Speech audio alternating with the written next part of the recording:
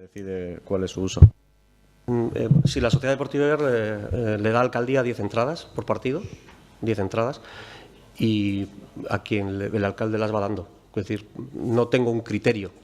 A veces es de manera institucional porque hay gente que te pide de otros ayuntamientos. Por ejemplo, en este caso me han pedido el Ayuntamiento de Bilbao y he dado 2 entradas a un concejal de Bilbao.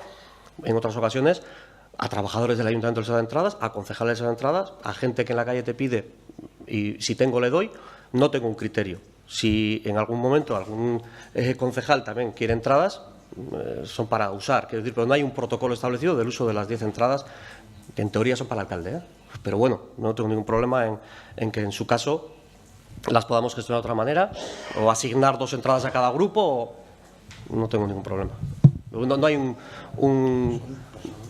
no hay un protocolo establecido porque en principio se las dan al alcalde. O sea, me las traen a mí aquí, alcaldía. Yo algún año a algún concejal ya he dado, si me han pedido y si tengo y si dispongo doy sin ningún problema.